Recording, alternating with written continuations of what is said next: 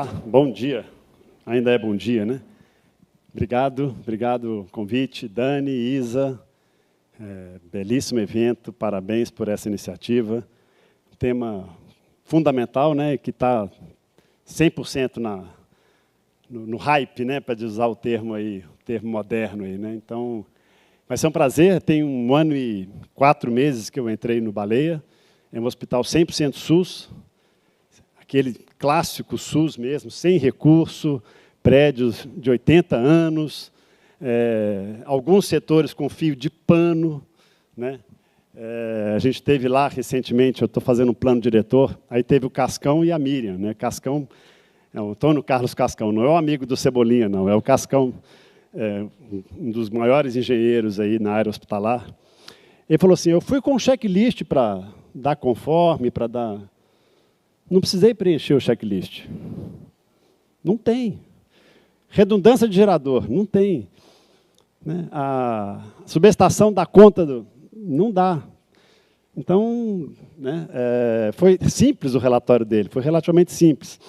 Então, contar um pouco como é que a gente consegue mover dentro de uma realidade como essa. Né? E aí eu aceitei esse desafio, Belo Horizonte também é minha casa, né? E aí resolvi ir lá morar com a minha mãe, deixei minha família aqui, mas está sendo uma grande experiência e acho que é isso que eu vou poder compartilhar com vocês aqui. Bom, o Baleia pouca gente conhece, ele ficou meio apagadinho aí por trás dessas matas, né? Ele está numa floresta de 3 milhões de metros quadrados, cedido pelo Estado, faz fronteira aqui com a Serra do Curral, com a Mata da Baleia, daí vem o nome. E é um investimento de um milionário, talvez o maior milionário na década de 60 em Minas Gerais, a família Pentanha Guimarães. Eram as 2 famílias mais ricas, os Pentanha e os Guimarães. 3 filhos dos Pentanhas casaram com 3 filhas dos Guimarães. Pensa o que virou isso aí. E aí esse cara, chamado Benjamin Guimarães, com 60 anos, chegou para a família e falou, ó, já trabalhei bastante, já acumulei bastante, metade da minha fortuna vai para os filhos, vou passar em vida, e aí vocês vão estar tranquilos aí por muitas gerações, a outra metade eu vou fazer ação social. E esse cara fez 143 obras sociais, santas casas, construiu um monte de coisa, e o último projeto dele foi aqui, no Baleia, para tratar tuberculoso. Ele montou aí um complexo, tem perto de 30 mil metros quadrados, com 5 prédios para tratar tuberculose na época aí, que não tinha a vacina, né? Não tinha o tratamento para isso. Então, e eles são afastados justamente para não gerar aí, a família ficava lá em cima, as crianças, né, os pais tratando né, no prédio de baixo, né, e vinha gente do Brasil todo, era uma referência na época, mas ele foi se depredando, como todo hospital que vive só de SUS, né, sem nenhuma outra estratégia, ele foi se depredando e hoje tem um grande desafio de reestruturação, né, de resgate aí desse projeto. Logo que eu entrei, eles estavam discutindo o 100% SUS e a gente começou a fazer conta, o ticket da Unimed, o pior plano, enfermaria, o ticket do Ipseng, o ticket da Polícia Militar, estavam quase que próximos ao que eu receberia com incentivo se eu aderisse ao 100% SUS. Esse é um programa, se você fecha todos os seus leitos e deixa ele exclusivamente para o SUS, você recebe um incentivo federal adicional. A gente faturava, na época, 5 milhões, era mais 2 milhões que entraria só para poder, só por ser parte do 100% SUS. E a gente falou, olha, não me parece ter outra alternativa, né? Depender dessas Unimedes com uma estrutura precarizada, e realmente exercer a vocação do Benjamin, que é atender esse grupo que não teria acesso se não tivesse o SUS, a gente decidiu, até sem muita conta, né, fizemos algumas contas, claro, teve uma consultoria que ajudou, mas dava para saber que talvez esse fosse o caminho mais viável, talvez o único caminho que a gente tinha. E foi uma decisão mega, ultra, hiper acertada, porque deu identidade para o hospital. Então, na hora que eu vou pedir recurso para doação, pode doar, porque aqui não entra dinheiro privado. Na hora que eu vou buscar uma emenda, eles mesmos falam, olha, quem divide com o privado recebe um tanto, quem não divide, a gente, claro, tem que ajudar mais, porque é 100% SUS, e esse recurso ele é 100% público. Então, hoje, a virada começou aqui, no 100% SUS. Bom, hoje, a gente estava, no momento que a gente virou, em março do ano passado, a gente tinha 106 leitos, hoje nós temos 214 leitos. O que é que fez encher? A hora que eu abro a porta para a secretaria. Simples assim. A minha meta passa a ser maior e eu recebo mais se eu tiver mais volumes. E os incentivos também aumentam se eu tiver mais volume. A gente abriu tudo que tinha. Assim, isso aqui é consultório, vai virar leito. Isso aqui, né? Aqui tem 2, cabe 3, vai virar 3. Né? E a gente foi aumentando no máximo a capacidade. O hospital tinha 65% de ocupação e hoje ele está com 90% ali, quase no limite de segurança, porque é por onde a gente consegue viabilizar, com escala e com volume. Né? Então, são 210 leitos, 11 salas que fazem 1.200 cirurgias. Eu desafio aqui se tem algum hospital na mesma proporção de sala que faz mais cirurgia que a gente. Em Belo Horizonte não tem. Né? Os hospitais fecham seus blocos às 15h. Né? A gente funciona rigorosamente de 7 às 7, porque eu pago anestesista, custa caro, então ele não para de trabalhar. Né? A gente deixou uma sala de centro cirúrgico vazia só para girar, então não tem setup de sala. É a hora que ele termina a cirurgia, ele já tem a próxima no paciente que está na outra sala. A gente foi fazendo esses estudos para ganhar o máximo de produtividade.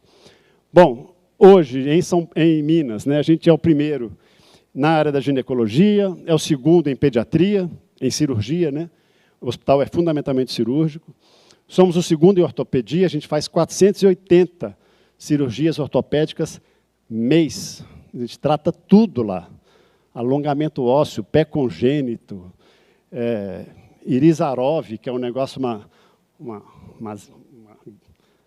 gaiola que você põe por fora, que poucos médicos operam, porque, enfim. E o terceiro maior em cirurgia eletiva do SUS. Bom, para falar de eficiência, já fiz a apresentação aí do hospital, né? Para falar de eficiência e para falar de tecnologia, a gente tem que sair um pouco desse olhar muito específico e tentar ter uma visão um pouquinho mais sistêmica. Porque, às vezes, é isso. Tem um case bacana em eficiência, mas a assistência está precarizada. Tem um case bacana na assistência, mas o custo aumentou, enfim. Ou um case de qualidade, mas a operadora não reconhece. Então, essa visão muito segmentada da gestão, eu acho que ela prejudica. Então, se tem uma primeira mensagem aqui, nós temos que falar de modelo de gestão. E começar a falar de modelo de gestão baseado em evidência. O que eu mais vejo é gestão baseada em não evidência. Se tem evidência para fazer um curativo, se tem evidência para fazer um tratamento cirúrgico, por que no raio da gestão não tem evidência? Se tem um monte de trabalho publicado sobre isso, vamos para a liderança, vamos olhar para recursos humanos. Está cheio de trabalho publicado sobre OB. OB não é o OB, tá, pessoal? OB é Organizational Behavior. Tem trabalho publicado com evidência, com teste, com validação científica, do mesmo jeito que tem na área médica. Mas para gestão não, a gente vai fazendo. Senta lá e faz. Uai, então eu posso entrar no bloco e sair fazendo também? Não, no bloco não. Mas na cadeira do líder pode? Então, tem que pensar em gestão, mas com método, com evidência, não é sair fazendo. Então, é isso que a gente tentou implementar aqui. Então, quais são as premissas desse modelo? Primeiro, muita clareza no princípio de gestão e liderança. Que gestão que a gente quer aqui? Como é que a gente quer que ela funcione dentro dessa organização, do ponto de vista da cultura que a gente quer construir?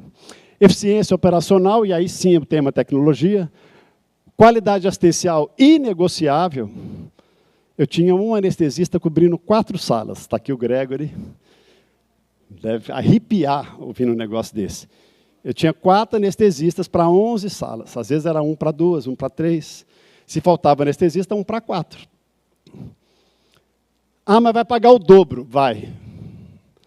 Vamos buscar a melhor anestesia, porque a melhor anestesia fazendo o certo vai registrar mais rápido, eu vou controlar melhor os anestésicos e eu vou ganhar produtividade. Então, em algum momento, isso vai se pagar. Tem que se pagar. A outra opção não é opção. Senão vai trabalhar com banco, vai ser financeiro. Se esse for o foco, esquece, está no negócio errado. Então, qualidade assistencial como tema inegociável, ritos de monitoramento, fundamental, método, que é isso que eu falei da gestão, e, claro, trabalhar com pessoas. Não dá para trabalhar apesar das pessoas, tem que trabalhar com as pessoas. Bom, aqui também não vou me alongar, né, porque eu poderia ficar uma aula aqui. As premissas, meritocracia, transparência, enfim, o que a gente quer buscar, clareza, e a liderança proativa, com capacidade de engajar equipes. Não dá para ter líder que grita com a equipe, não dá para ter líder que chama a equipe de imbecil, não dá para ter líder que fala, se é para trazer isso aqui, não precisava ter reunião. Guarda esse comentário para você. Esse líder está matando a equipe e está matando o projeto. Não adianta falar em tecnologia com esse líder? Bobagem, vai perder tempo. Vai demorar 3 vezes mais do que demoraria. Foco em resultado por meio, capacidade de gerenciar projetos e essa energia ali como senso de dono, né? Bom, só para dar alguns exemplos, prioridades estratégicas. Sem frescura. Lindo, adoro o Kaplan, adoro o Norton, fez sua contribuição. Alguém, de fato, usou a relação de causa e efeito como ele pensou? Ou só fez a setinha? Vamos ser sinceros. Fizemos a setinha e colocamos no painel, achamos que aquilo era alguma relação de fato entre as coisas, né? Linhas de atuação e projetos, pragmaticamente, de forma objetiva, sem frescura. Ritos de monitoramento, aqui também, com disciplina, né? Com a presença dos líderes, com empoderamento, né? Depois eu vou usar uma outra, que é empoderamento, mas eu tenho ouvido muita gente falar empoderamento, mas com empoderamento aqui dos líderes e colocando os líderes para debater nos fóruns que eles têm interesse em debater. A gente tinha uma reunião lá que juntava 80 líderes e ficava discutindo assim 3 horas. É claro que quem estava apresentando estava atento, mas os outros 79, ainda mais se for online, esquece. Ele estava lendo o e-mail dele, não está nem aí para o que está rolando lá. Então, a gente separou os fóruns e as pessoas que participam. A gente tem um fórum de resultados, que fica toda a diretoria. A cada meia hora vem um líder da área. Só o líder e todos os diretores, todos. Diretor jurídico também? Também. Porque ele também precisa entender o negócio, ele também precisa ter o senso de urgência da realidade assistencial, de como a coisa acontece lá na ponta, né? Enfim, também daria uma outra aula aqui. Investir em liderança, não tem dúvida. Esse é um caminho que começa, que nunca termina, né? A gente precisa estar sempre falando desse tema e reservando espaços privilegiados para debater com a equipe e fortalecer. Aqui, sim, a gente fez uma doação do nosso método Lápis, que eu construí aí no meu período de tentativa de empreendedor, né? Mas estamos fazendo um híbrido aqui com presencial e EAD. Segunda mensagem fundamental, soluções tecnológicas são meio, parece óbvio. São meio. Ah, para qualificar a assistência? Não, qualificar a gestão. Porque não tem por que fazer de gestão sem assistência. É hospital, é saúde. Se eu estivesse falando de banco, gestão é uma gestão fundamentalmente financeira. Se eu estivesse falando de uma universidade, gestão de ensino, acadêmica. Eu posso falar só gestão. Gestão tem que passar pelo assistencial. Mas não só, gestão assistencial, gestão das pessoas, gestão do cliente, né, gestão dos relacionamentos com os stakeholders, né, da imagem institucional. Tudo isso é gestão. Então, os sistemas, né, as soluções vêm para fortalecer a gestão. Então, é gestão primeiro, não é digital primeiro. Eu não sou uma startup, eu sou hospital. A gente é instituição de saúde, né? Digital first é para startup, é para quem trabalha e vive de IA. Não, a gente vive do paciente. É management pensando gestão assistencial primeiro. Bom, e aí também eu apanhei muito na minha tentativa como empreendedor de chegar nos hospitais, estava brincando com o Gregor ali, raiva dessa palavra POC, né? Porque o negócio parece que não termina nunca, né? E os hospitais levavam 1 ano avaliando a minha solução. Todo mundo aprovou, a gerente gostou, não sei o quê. Não, mas agora deixa eu estudar o modelo de negócio. Não, agora tem que ir. Não acabava nunca. Eu falei assim, não, lá eu negociei muito bem a autonomia e nós vamos fazer diferente. 12 soluções e entraram, então, implantadas em um ano. 12 soluções em um ano. Porque eu já faço da POC a implantação, eu não tenho que... Né, tem que fazer funcionar, porque eu já sei que esse software funcionou em outros lugares, e eu sei a minha dor, e eu sei o que o sistema faz. Então, é só uma capacidade de colocar o sistema né, de forma prática, e sendo, de fato, usado e gerando os benefícios que a gente espera.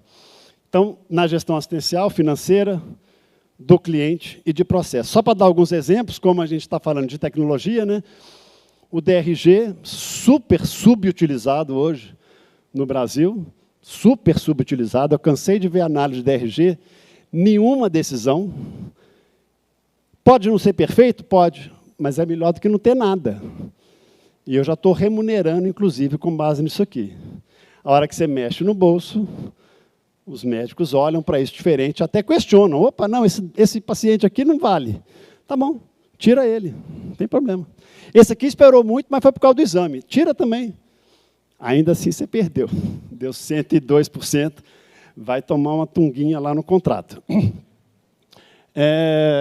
A própria Nilo, né? Estamos aqui, é uma jornada, a gente está com uma primeira linha de cuidado, é um desafio gigantesco, mas assim, não precisa perder muito tempo. Eu trouxe as duas maiores que trabalham com isso, analisamos rapidamente, uma super vantagem aqui da relação com o usuário, né? Essa coisa do WhatsApp integrado realmente é um diferencial, e vai ser o nosso canal, ou seja, eu espero fechar o call center, quem sabe, e ter pessoas de call center fazendo o diálogo como se ele fosse parte da equipe de saúde com o cliente. Então, de fato, é um canal forte de comunicação, e quando eu integrar os dados, eu vou conseguir fazer, de fato, uma gestão muito proativa da linha de cuidado. Já estamos com bons resultados aqui na linha de mama. Bom, paperless. Esse eu achei que era mais fácil do que é, na verdade, porque já está tudo no sistema. A gente imprimia só para o médico assinar. Ele não fazia nada, ele não consulta mais o papel, ele só assina e junta a papelada para o faturamento. A gente descobriu que tinha um hospital que já faturava sem papel. Eu falei, acabou o papel. Implanta isso ontem. Eu gasto R$30 mil com papel e impressora. Não estou gastando 3 mil aqui para pagar certificado para todo mundo. Não poderia nem gastar nada, porque já tem soluções até gratuitas, né? Mas não é fácil. A enfermagem lá com 95%. Tem um mês que a gente, de fato, entrou com o sistema, né? Com as senhas, com todo mundo com o certificado. E ainda tem um desafio que é interessante. A equipe multi é que ainda tem mais resistência a aderir. Mas, de novo, com monitoramento, vai chegar uma hora que eu vou tirar a impressora. Pode tentar imprimir, bicho, não vai sair. E aí, se ele não assinar, o sistema nem avança, né? Então, eu vou falar disso um pouco. A Track para monitoramento do NPS, o mais bacana aqui que a gente negociou com eles, o módulozinho que lê as ouvidorias, né, os textos, porque é muito mais rico o texto do que o NPS, né? O NPS te engana, você falar que beleza, né? Porque a expectativa dele é baixa. Então, esse número aqui, para mim, não vale nada. Acima de 75, bobagem, porque depende da expectativa. Eu vou nos registros dele, nas reclamações que eles fazem em texto. Só que eu não preciso mais ler. Antes eu lia. O Torelli ficava cobrando. Não, você leu lá, ele lia 130 do mês. Patroso, o que você fez nesse caso aqui da espera do Itaim? E está certo, né? E eu ia falar assim, vou ter que ler também. Não, a IA já lê para você e já gera resumo rápido e tempo real. Cyclist, também pouca gente conhece, mas é uma turminha de Uberlândia que já tem escritório em Miami. A turminha dos mineiros que fica caladinho, comendo pelas beiradas, né? E aí eles estão devagarzinho ocupando espaço. Sensacional, a gente olhou e falou, eu gerencio todas as pendências. No momento que o paciente entrou, já tem a pendência um card gerado daquele paciente. Eu sei que ali vai gerar uma conta que está pendente e as tarefinhas para todos os setores por onde ele passar. E aí não tem como, isso aqui não é meu. Uai, desculpa, então tem problema no sistema, porque se está faltando o laudo é a sua área, não é não? É que o meu controle no Excel estava um pouco diferente. Esquece seu Excel, eu nem sei mais o que é isso aí. Então, a gente usava e fizemos um enforcement para... E agora, esse aqui foi o primeiro que a gente implantou, porque a gente viu que o faturamento estava... A gente aumentou, assim, 25% a captação de receita no mesmo mês.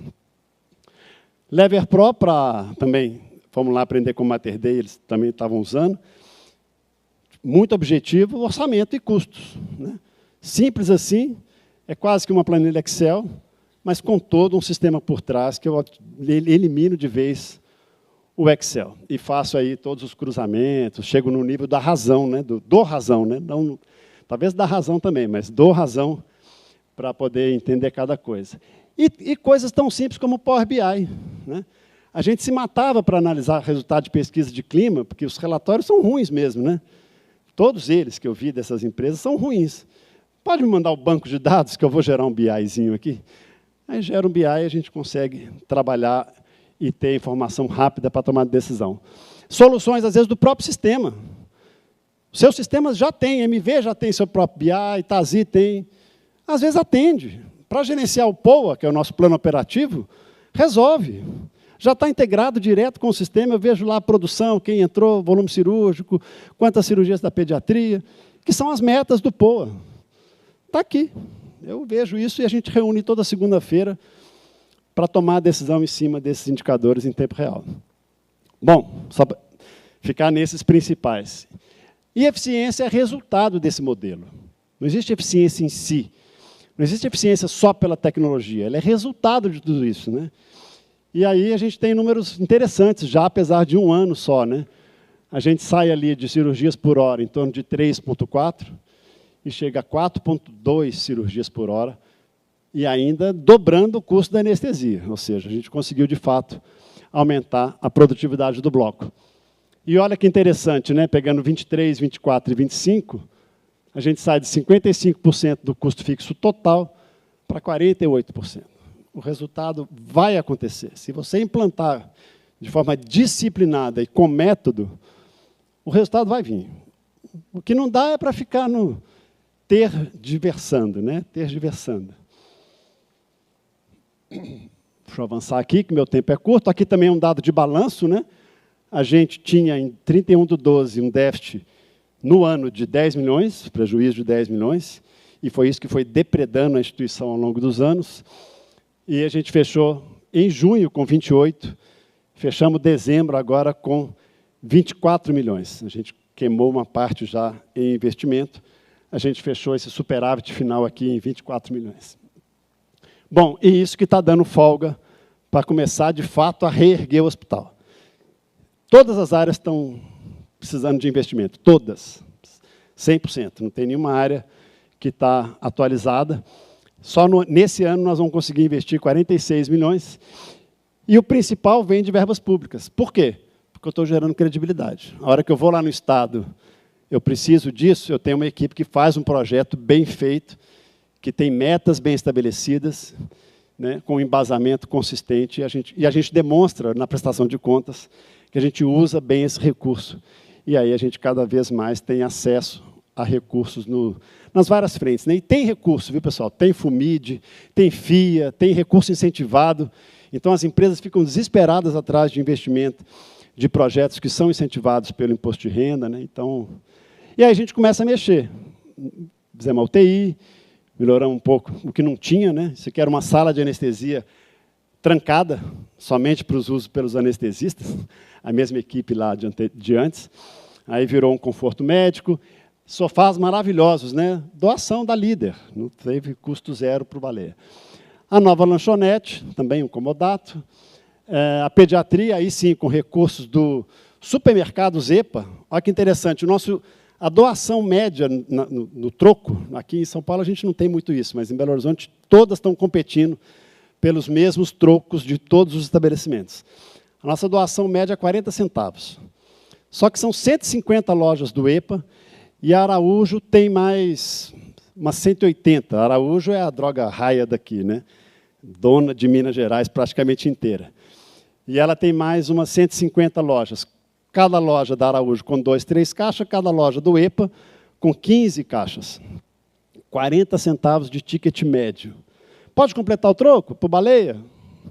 Todo mundo conhece o Baleia, mas só por causa da fala do caixa. Sim, pode ir. O ticket médio 40 centavos.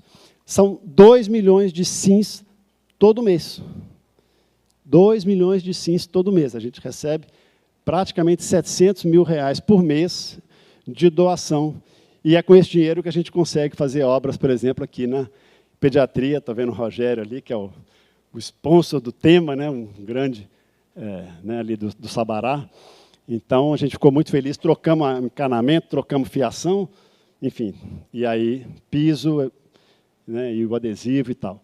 Coisas simples como pintura, para demonstrar capricho, né, cuidado com a marca. Olha a entrada de serviço como era. Um portão, gente, e a pintura. Né? Mas na entrada de serviço, ou seja, onde o funcionário entra. Ele também é importante, não é só arrumar a entrada do paciente. Né? Tão importante quanto. O jardim, né? Os postes aqui foram doados pelo meu pai, estava no sítio, são postes que vieram da França, e estavam no sítio do papai, ele arrematou num leilão em Monte Carmelo, então tem uma história bacana. E esse cuidado com o jardim. Né? Simples assim. E aí vem projetos que vão, de fato, mudar a cara do hospital. Então, a gente cria aí um novo pronto-atendimento, sai de 40 metros quadrados, não é um pronto-atendimento, era quase que 2 salinhas ali de consultório, para, de fato, 500 metros, 450 metros quadrados. A nefrologia, com recurso do Estado, a gente sai de 70 poltronas, vamos para 105 poltronas, uma obra de 12 milhões. A usina fotovoltaica, aí doação da família. Essa usina foi doada há 4 anos. As placas já estão lá há 4 anos. Aquele exemplo, assim, está num container lá, pagando aluguel, inclusive, do container. O que faltava? Licença ambiental. Simples assim. Né? E aí a licença ambiental levou só 4 anos. E aí, quase toda semana tinha uma diligência, né? Tem que replantar as árvores, tem que cuidar dos bichos, porque teve um momento que ela falou, depois da 5ª diligência, ela falou assim, mas se você estiver na obra e aparecer um roedor, ali tem muitos roedores, eu quero um plano de afugentamento de animais. Como é que é? Nunca tinha ouvido falar isso na minha vida. Plano de afugentamento. Eu tenho que contratar biólogos, e aí tem biólogos específicos, tem biólogo para ave, tem biólogo para roedor, tem biólogo para felino. Você contrata uma lista que fica à disposição. Se aparecer um bicho durante a obra, eu sou obrigado a chamar o biólogo para devolver o bichinho para o seu habitat natural com, né, a competência e o método feito pelo biólogo. Né? Não pode ser eu ir lá e dar um cutucãozinho no roedor. Sai daqui, ó. Não pode. Se fizer isso, é crime. Mas vai ser fantástico. 28 mil metros quadrados de placa. Olha o tamanho desse negócio. Né?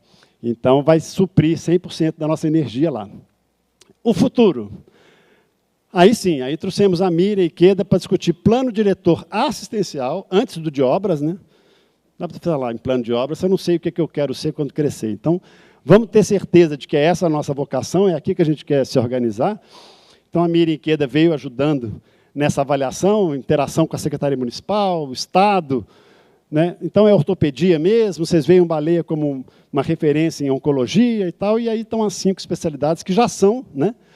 Mas que a gente reforçou e que vai ser o nosso principal foco de investimento para o futuro. E aí, o que quer dizer esse conceito que a gente está levando de centro de excelência? Não é só excelência, fazer bem, não. Tem que ter essas características. Né? Claro, corpo docente, equipe, tem que estar muito qualificada para aquela especialidade, lógico. Né? Atendimento especializado em pediatria, porque é um nicho importante, e também no saúde do idoso. Né? E aqui, talvez, o grande diferencial, junto com o quarto ali. Ensino e pesquisa para tudo? Não. Inovação para tudo? Não. Para essas especialidades. Então, fica fácil, porque eu vou lá no Mater Dei, eu quero fazer parceria. Vamos montar um monte de simpósio bacana e tal, eu tenho casuística, eu tenho médico, eu tenho muito volume. Em que você quer fazer? Pode escolher, qualquer uma das 5. Ah, mas eu tenho aqui um foco interessante em oftalmo. Essa eu não vou entrar, não tem sentido. Ah, psiquiatria? Não, também não. E com inovação integrando nessa mesma conversa. Vamos fazer coisa junto? Vamos. se potencializar essas áreas. E a gente já tem IA, apesar de ser um hospital de 80 anos, tem IA no nome, gente. Olha que beleza. Está fácil. Quando eu pensei, falei assim, Baleia IA. Ué, não precisa pensar em nome de nada, não, né? Está feito, Baleia IA. Olha lá, o nosso hub. E aí nós vamos começar a chamar para parceria. Olha, o que eu tenho para te oferecer? Paciente e capacidade crítica de gestão. Eu ajudo o seu software a ser melhor. A gente sabe fazer isso. A gente está aprendendo, mas a gente tem a pegada. E aí eu não quero nada, não quero equity. Não vou ficar perdendo tempo discutindo equity, gente. Deixa o cara ganhar o dinheiro dele. Põe para mim de graça aqui, ou põe para mim a preço de custo, eu pago sua nuvem. Isso limpa a conversa. Uma negociação que seria de 8 meses, leva 15 dias. Eu já estou com o Mater Dei nessa mesma pegada. Vamos fazer junto? Eu desenvolvo para você aqui na assistência, você vai testando lá no ambulatório, a gente junta as validações. Ah, o que você vai me dar? Se eu gastar com você 30 mil, você me dá 30 mil de desconto aí nos próximos 2 anos. Simples, tem que ser pragmático, senão a gente não sai do lugar. O que a gente aprendeu nesse caminho aí? Meu tempo já esgotou, são os últimos slides. Já falamos, né? Clareza, consistência do modelo de gestão e tecnologia tem que ser um pilar também, assim como qualidade assistencial, é inegociável, né? Pragmatismo na escolha, porque tem muita opção. Você viu uma, tem potencial, já testou, é custo-benefício, está viável? Vamos para frente. O cara tem uma postura de parceria?